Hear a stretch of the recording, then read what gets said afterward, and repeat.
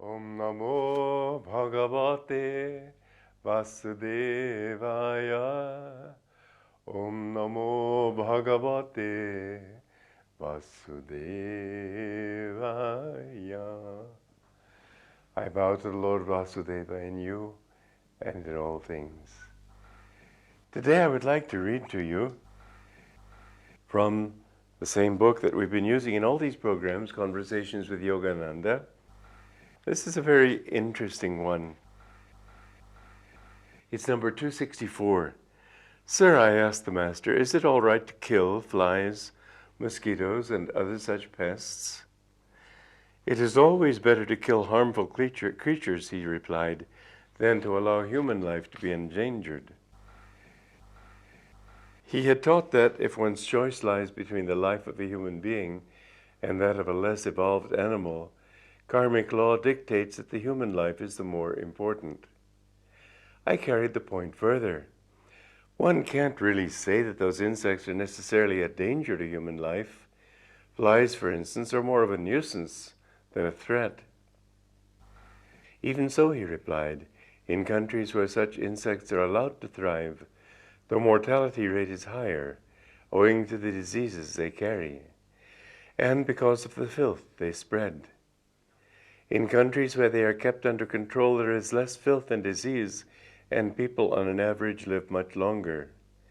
It is best, therefore, to keep those pests under control, especially in populated areas.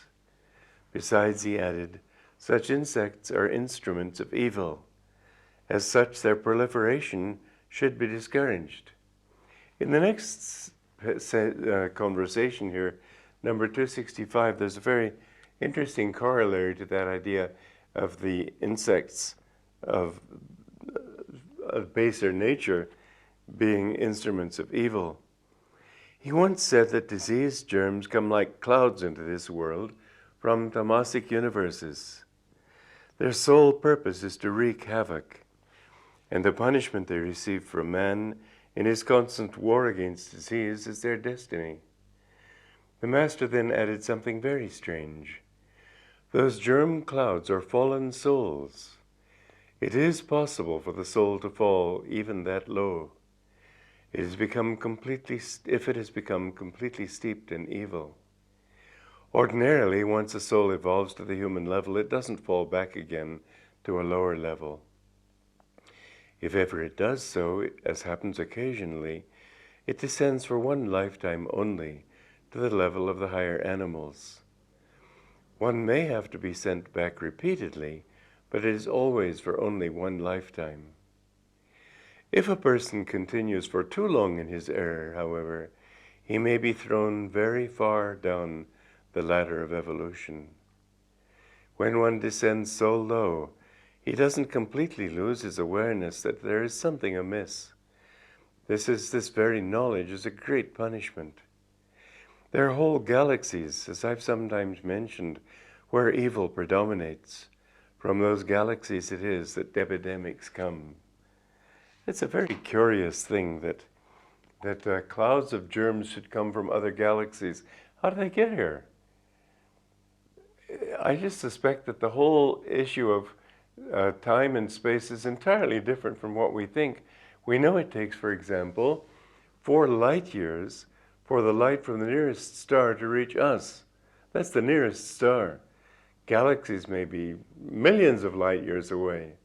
Light traveling at 300,000 kilometers a second. How do UFOs come here? There's a lot of evidence to pretty well prove that they exist. But how do they get here? If they come from the nearest star, that's not very far. Even so, it's going to take them several years, more than 4, because you can't travel at the speed of light. I just suspect there is altogether a different dimension in time and space than you and I are aware of, because I think that these UFOs also come from other galaxies, not just from Sirius and places such as they describe. But the truth is, nonetheless, that you have to understand that your role in life has to be to follow your own inner guidance. Don't let yourself be sucked in by delusion. Usually that begins with other people's influences. Satsang is very important, to be with people who are spiritually inclined. This is why I've created communities. This is why I want to create communities also in India. It's much more difficult to keep a higher state of consciousness when everybody around you is thinking only in terms of meanness, revenge, pettiness, envy, and making more money. How you keep your mind on God when nobody else is there? You have to be very strong in yourself. But if you can have a community and live among people who are devotees, it's so natural and so easy. You don't have to fight against the tide. You find that they also influence you to grow spiritually. This is why my guru, Paramhansa Yogananda, insisted again and again in public on the importance of starting communities, living together with other devotees. In this day and age, in this world, we live in a Rajasic galaxy. There are other galaxies, whole galaxies that are basically sattvic. Ours is Rajasic. And so even if we speak of a future and better age, we're still talking of better in Rajasic terms, better in the sense of being more active and worldly and influenced by desires and so on. But this is still a long way from what we are seeking. Do you know that our solar system is on the outskirts of our galaxy? Considering that from the center of a galaxy come the spiritual rays that influence the entire galaxy, it may be that we are less spiritual by being on the outskirts. This I don't know. But the thing is that we need to, in this particular era, in this planet that we live on, we need the company of other people who are similar to our own.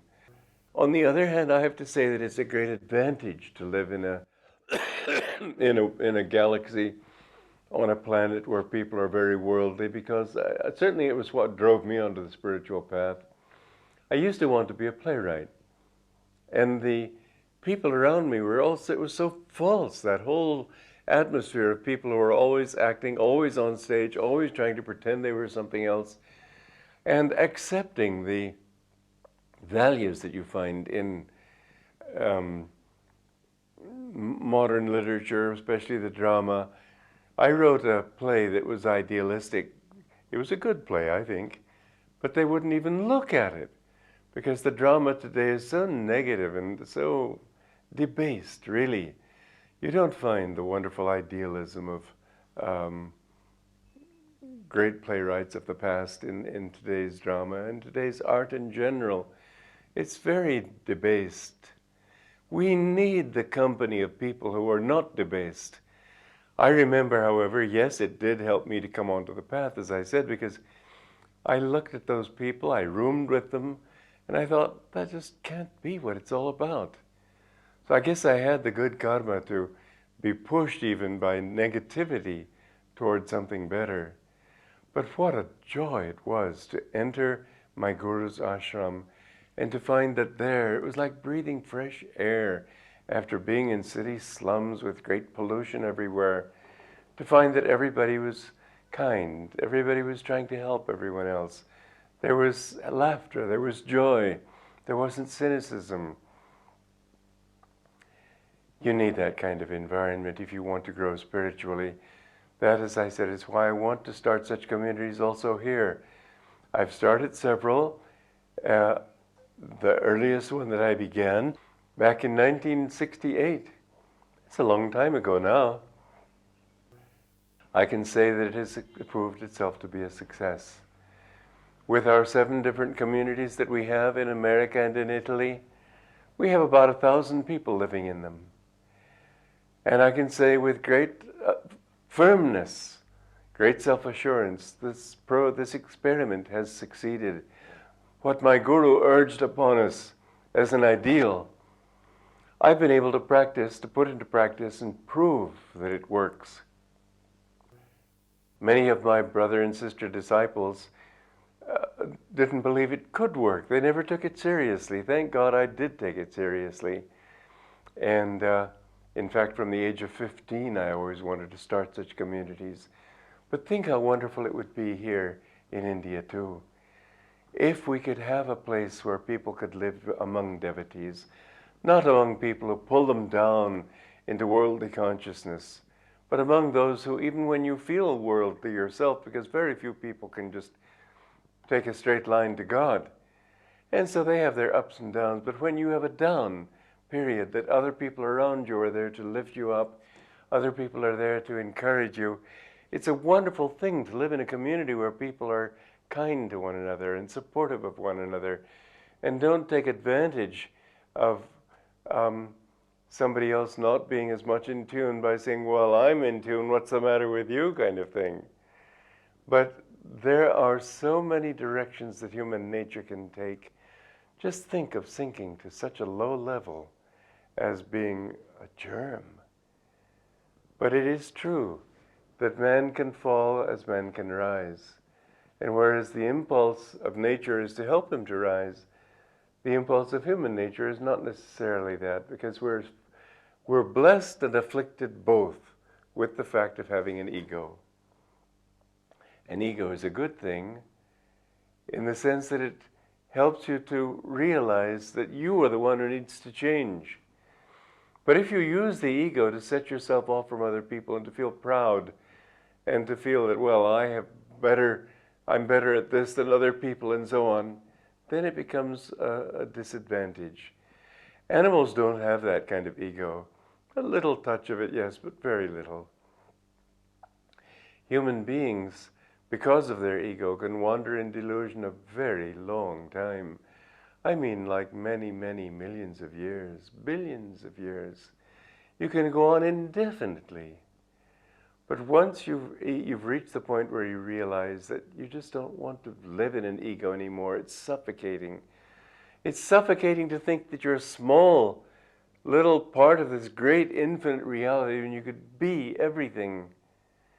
If you could, you see, life also helps us in this respect. It gives us teachings. We try, for example, to get the advantage of other people, to put them down, to hurt them, to take from them, to steal, whatever it might be. And first of all, we think, well, we have gained. Their loss is my gain. With practice, however, we begin to see that, was it really a gain? Every time you hurt somebody else, you somehow shrink in your own sympathies. Every time you take from other people or think unkind thoughts about other people, you shrink in your own ego.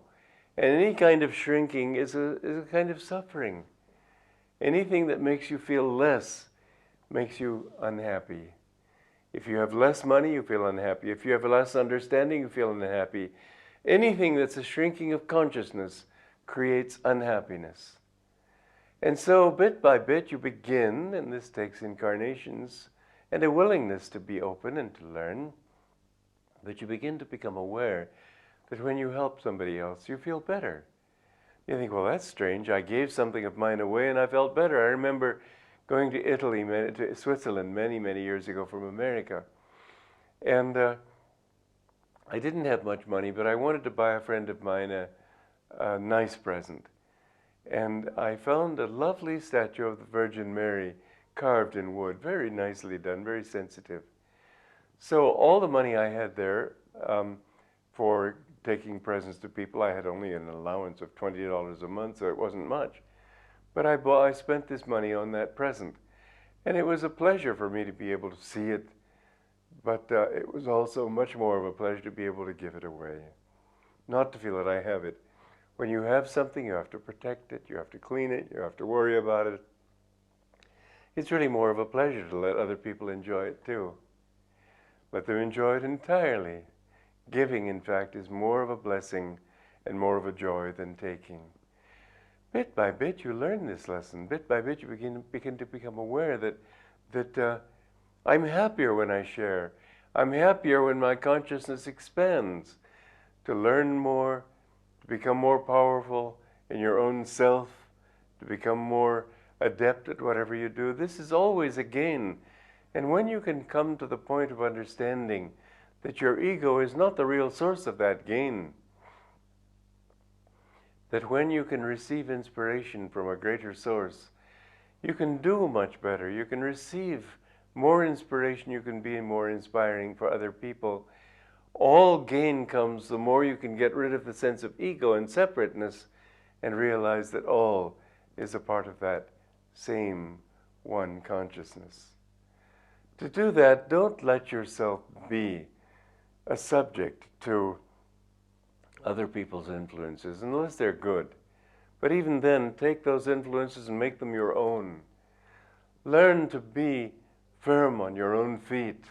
The best yoga posture, I often tell people, is to be able to stand firmly on your own feet.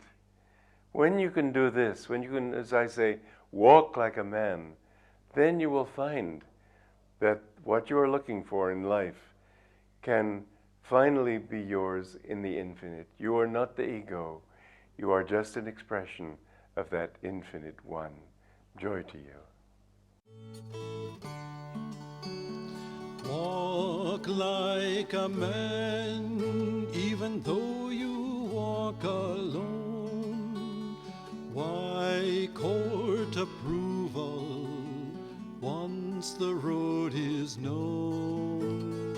Let come who will, but if they all turn home, the goal still awaits you. Go on alone. Follow your dream, though it lead to worlds unknown. Life's but a shadow, once our dreams have flown. What if men cry, your dream is not our own? Your soul knows the answer. Go on alone. Give life your heart, bless everything that's grown. Fear not the loving, all this world's your own. Make rich the soil, but once the seed is sown, seek